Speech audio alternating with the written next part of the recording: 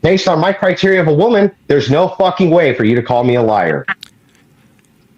We can take this one more thing, Grayson. I want to take this into another more immediate scenario. Let's say, because you say you're a male and you're a cis man, right, Grayson?